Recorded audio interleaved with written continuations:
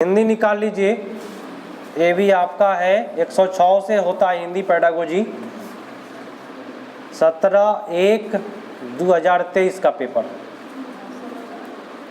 First प्रश्न मजेदार है। भाषा क्या है भाई, आप लोगों से हुआ। हाँ, नियम द्वारा शासित व्यवस्था को ही हम भाषा कहते हैं। ये लिखने वाला प्रश्न है, भाषा क्या है, लिख करके तीर का चिन्ह दे करके लिख लिए। चलिए याद रखिएगा इसको। अगला प्रश्न आते हैं। प्रश्न कहता है,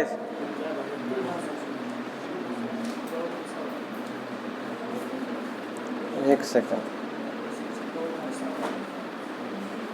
हाँ, प्रश्न कहता है कि भारत की विद्यालय शिक्षा में भाषा युक्ति क्या कहलाती है। तो हमारे विद्यालय में जो शिक्षा मिलती है उसको त्रिभाषा सूत्र कहते हैं। क्या कहते हैं उसको?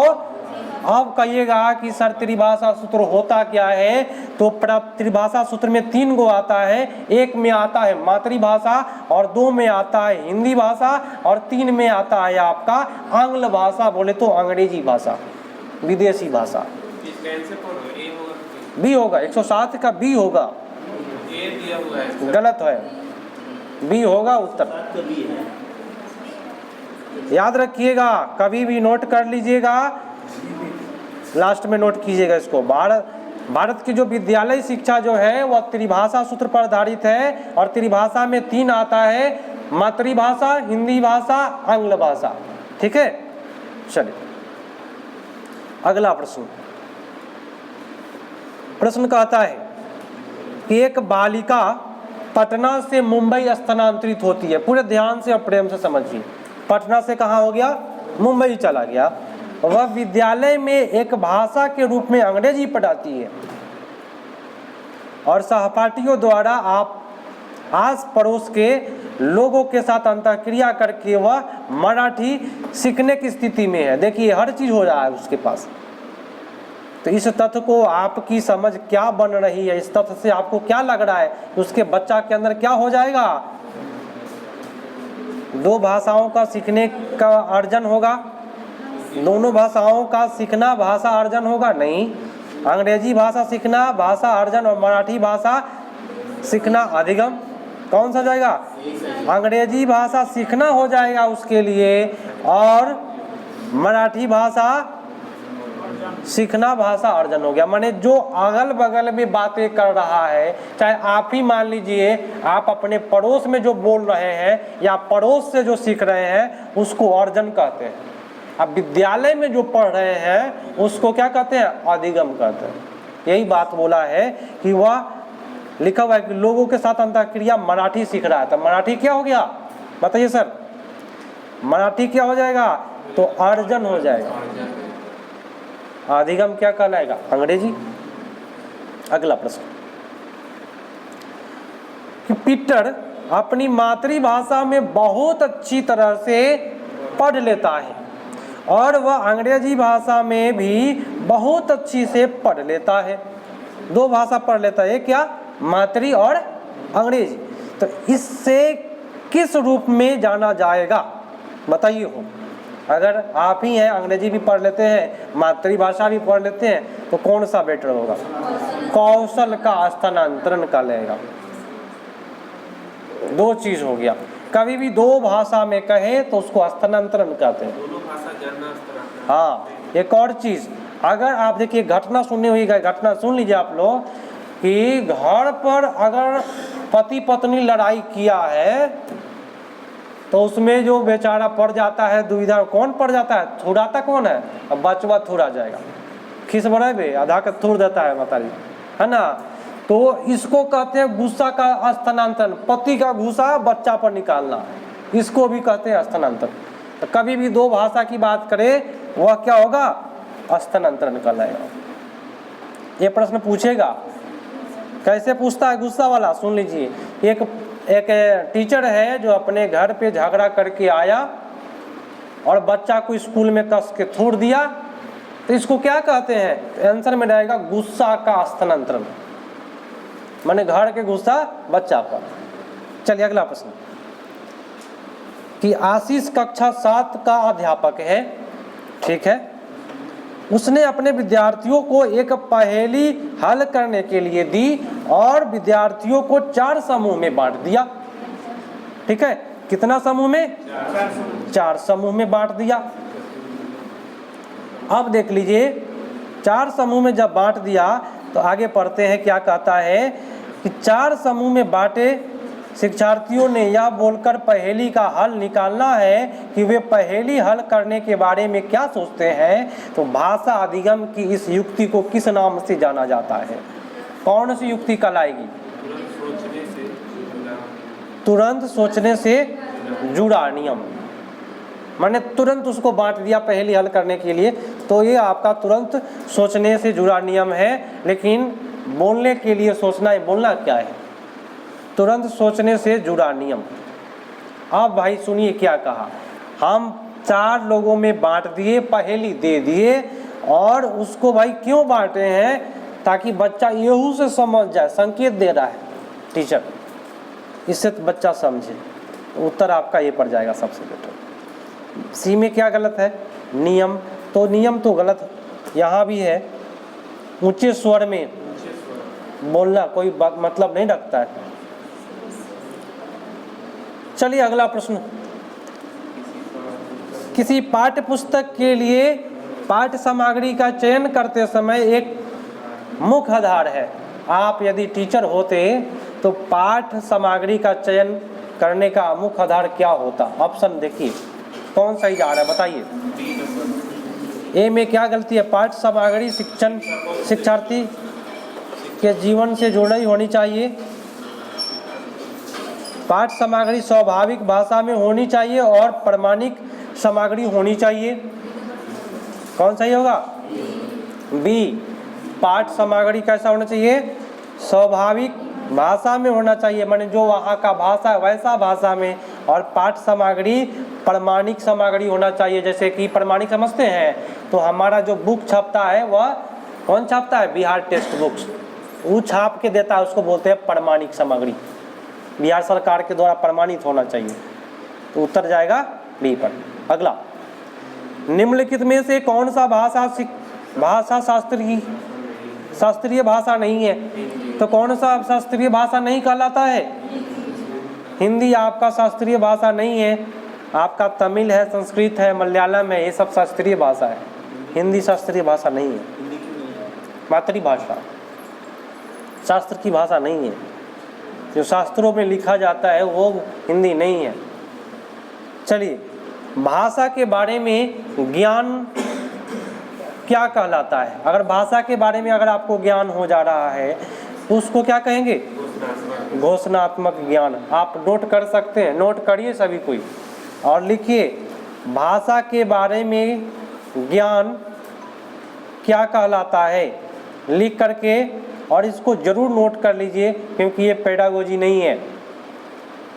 भाषा के बारे में ज्ञान क्या कहलाता है? फटाफट लिखिए, आंसर में कर लीजिएगा घोषणात्मक ज्ञान। अगर आपको भाषा के बारे में ज्ञान हो गया तो आपके पास कैसा ज्ञान? घोषणात्मक ज्ञान। चलिए अगला प्रश्न, भाषा की केंद्रीयता क्या है? केवल भाषा से प्रश्न पूछता है पेडागोजी में। केंद्रीयता माने कहाँ से भाषा निकला हुआ है, ये बात बताना है। तो इस बात की पहचान करना कि विषय वस्तु को सीखने में भाषा की भूमिका महत्वपूर्ण है। अच्छा बात बोला, ठीक बोला है। बी में क्या गलत बोला है? एकांत में सीखी जाती है, ये बात गलत है। सी में क्या गलत है सर? भाषा की पहचान करना कि भाषा और अधिगम पारस्परिक रूप से संबंधित है। तो भाषा अधिगम जो है ये पहचान करना है, यहाँ पे सही नहीं है। अभी ये तो सही जा रहा है लेकिन इससे आगे मिलते हैं। आगे देखिए क्या है, भाषा संप्रेषण के लिए विचारों के लिए भाषा की जरूरत नहीं है। नेगेटिव बोल दिया, इसमें 2 नेगेटिव है, मात्र बी और डी। तो ए और सी में कौन बेटर? ए। विषय वस्तु के बारे में बोला है तो विषय वस्तु दैनिक जीवन वाला हो जाता है और दैनिक जीवन वाला सही जाता है। चलिए, पोर्टफोलियो आकलन क्या है? पोर्टफोलियो आकलन बच्चों का क्रमिक रिपोर्ट रहता है। पोर्टफोलियो में क्या कहलाता है? 115 का क्या होगा? B, D. अच्छा चलिए देख लेते हैं। कक्षा में शिक्षार्थियों के अधिगम का अभिलेख करना, यहाँ गलत हो गया। यह पता लगाए कि शिक्षार्थी के सीखने में कमी, बात केवल कमी के बारे में नहीं होना। वार्षिक बोर्ड परीक्षा सबसे बेटर कौन होगा? आकलन के लिए शिक्षार्थियों के सीखने संबंधित सभी क्रियाकलाप का अभिलेख रखना। देखिए पोर्टफोलियो का मतलब है कि बच्चा के जितना भी क्रियाकलाप करता है, बच्चा जितना भी एक्टिविटी करता है उसका क्या रखना? एगो अभिलेख में नोट करके रखना कि बच्चा हमारा बैट बॉल में तेज है, ये चीज़ में तेज है, उसी को कहते हैं पोर्टफोलियो। अभिलेख रखना ही पोर्टफोलियो कहलाएगा। अब आ गया सरसरी वाला। सरसरी तौर पर पठन है, क्या हो जाएगा? कितना बार लिखवाए हुए? पाठ्य सामग्री से समग्र अर्थ प्राप्त करने के लिए पढ़ना। समग्र माने विस्तृत, सरसरी तौर पर पढ़ेंगे, माने एक बार में भारतीय राष्ट्रीय आंदोलन पूरा सरसरी देख लेंगे। क्यों देख लेंगे? ताकि हमको समग्र अर्थ प्राप्त हो जाएगा कि क्या कह रहा है। तो ये आपका फर्स्ट बेटर है। और बी में है कि विशेष सूचना प्राप्त करने के लिए। सुन लीजिए सर, बी गलत नहीं है, लेकिन अगर कहेगा बारीकी से पढ़ना तो आपका उत्तर कहाँ जाता? बी पर। विशेष सूचना निकालने के लिए बारीकी से पढ़ना पड़ता है। और सी है लेखन की मंशा जानने के लिए पठन। मंशा आपका गलत हुआ। और डी में क्या गलत है? पाठ्य सामग्री के आगे का पठन करना, ये आपका सही नहीं जाएगा इसके हिसाब से। सरसरी मतलब क्या? अर्थ प्राप्त के लिए पठन। सरसरी लिख करके आप नोट बना लीजिए, अगर नोट बनाना चाहते हैं, बेटर नोट जिससे आप पास करेंगे। सरसरी पठन लिख करके तीर का चिन्ह दीजिए और लिख लीजिए, तीर का चिन्ह दे दिए, लिख लीजिए समग्र अर्थ प्राप्त करना। समग्र अर्थ प्राप्त करने के लिए पठन, इतना लिख लीजिए। अगर आप बेटर नोट बना रहे हैं तो आपका बेटर नोट हो जाएगा। एग्जाम के पहले इसको देख करके जाइएगा, गलती नहीं होगा कभी। चलिए अगला प्रश्न कि दक्षता आधारित पठन किसके बारे में सक्षम बनाता है? दक्षता आधारित ऑप्शन बोल रहा है, देखिए क्या बोलता है कि शिक्षार्थियों को विषय वस्तु में निपुणता प्राप्त करने के लिए केंद्रित करना। यहाँ पे गलत क्या कर दिया?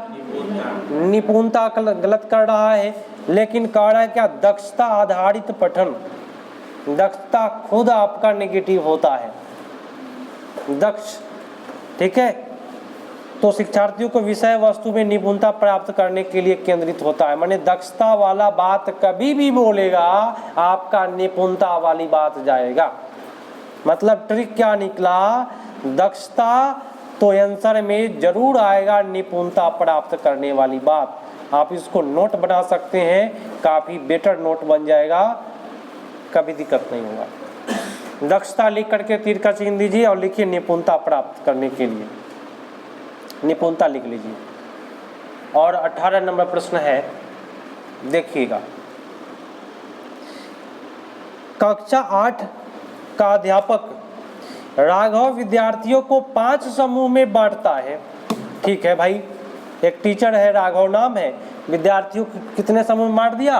5 समूह में। और प्रत्येक को एक विशेष टॉपिक पर वार्तालाप में बोलने के लिए भाषा देता है। मैंने एगो टॉपिक दे दिया, कहा कि बोलो इस टॉपिक पर, इस क्रियाकलाप के रूप में क्या रूप में जाना जाएगा। माने ये जो क्रियाकलाप है वह क्या कहलाएगा? आप किसी बच्चा को बांट दिए और बोले कि तुम इस टॉपिक पर बोलो, तुम इस टॉपिक पर बोलो, ये क्या कहलाएगा?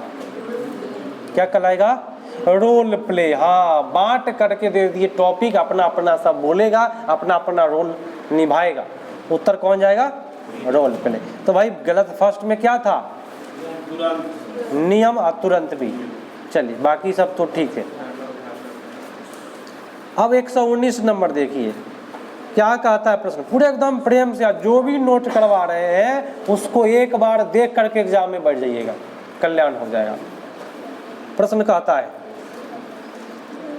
कि एक अध्यापक अपनी कक्षा इस प्रकार से आयोजित करती है कि विद्यार्थी लेखन संबंधित कक्षा में मुख्य बिंदु लिख सके। माने आप एक टीचर है और इस प्रकार आप कक्षा को आयोजित कर रहे हैं ताकि आपका जो बच्चा है वह लिखने संबंधित मुख्य बिंदु को लिख सके, ताकि आपका बच्चा लिख सके। ठीक है, रूपरेखा तैयार कर सके। सुनिए क्या क्या कर सके आपका बच्चा। पहला, प्रारूप लिख सके, उसमें सुधार कर सके, अंततः अंतिम रूप से प्रारूप तैयार कर सके। माने आप इतना अच्छा तरीका से आयोजित किए हैं कि आपका बच्चा क्या क्या कर ले रहा है, लिख ले रहा है, रूपरेखा तैयार कर ले रहा है, पहला प्रारूप लिख ले रहा है ना, उसमें सुधार भी कर ले रहा है, अंतिम रूप से भी तैयार कर ले रहा है। तो यह अध्यापक किस युक्ति का इस्तेमाल कर रहा है। आप टीचर होते तो आपका ये युक्ति है, क्या कहलाता, काल से बोलिए क्या, लेखन प्रक्रिया उपागम। लेखन क्या है, एक प्रकार की प्रक्रिया उपागम है, न कि फल। लेखन फल नहीं है। सबसे बेटर आपका उत्तर है। आप कहिएगा ये कहीं नहीं हुआ, प्रक्रिया आधारित नहीं, लेखन प्रक्रिया सबसे बेटर है। ये वर्ड बढ़िया है। उत्पाद गलत होता है, लेखन उत्पाद नहीं होता है सर, सी में बोला है। उद्देश्य नहीं हो रहा यहाँ पे कोई भी चीज़ का। और अंतिम प्रश्न है हिंदी का, देखिएगा, कहता है कि उच्चारण सीखने के लिए कौन सा तरीका प्रभावशाली है। अब भाई आप टीचर है, बता दीजिए कौन सा बेटर होगा 4 ऑप्शन में। फर्स्ट बोला कि सभी विद्यार्थियों को स्वर विज्ञान पढ़ाना। ये क्या गलत बोल दिया, स्वर विज्ञान। क्या इसी से बच्चा उच्चारण करेगा, नहीं। शब्द ध्वनि के प्रतिलेखन के माध्यम से पढ़ाना, यहाँ प्रतिलेखन गलत हुआ। ठीक है, लेखन के माध्यम से कभी भी आप उच्चारण नहीं सिखा सकते हैं। और बोलता है विपरीत शब्दों की उदाहरण देकर सिखाना। अगर कोई चीज़ उच्चारण कोई बच्चा नहीं कर पा रहा है, उसको विपरीत शब्द देकर के आपको उदाहरण बताइए। जैसे कि राजा, अगर उसको बोलने नहीं आ रहा है तो कहिए रानी का जो पति होता है उसको राजा कहते हैं, तब वो बच्चा समझेगा ज़्यादा और उच्चारण भी कर पाएगा, राजा रानी। ठीक है, तो विपरीत शब्द दे करके आप उसको क्या करिएगा, उच्चारण कराइएगा। तो आप लिख लीजिए, नोट बना लीजिए, सबसे प्रभावशाली नोट होगा मेरा जो एग्जाम के लिए होगा। क्या नोट लिखिएगा, उच्चारण सिखाने का, ऐसे लिखिएगा, उच्चारण सिखाने का प्रभावशाली तरीका, और तीर का चिन्ह दीजिएगा और नोट कर लीजिए, विपरीत शब्दों के उदाहरण देकर सिखाना। विपरीत उच्चारण सिखाने का प्रभावशाली तरीका, और तीर का चिन्ह देकर लिख लीजिए विपरीत शब्दों के उदाहरण। ये सही जाएगा आपका, सबसे बेटर। विपरीत, ऑप्शन नंबर आपका सी है, विपरीत शब्दों के उदाहरण देकर सिखाना। तो यह आपका हिंदी खत्म हुआ। ठीक है, अब हम लोग चलेंगे, नेक्स्ट करेंगे। ये तो आपका हिंदी समाप्त हुआ।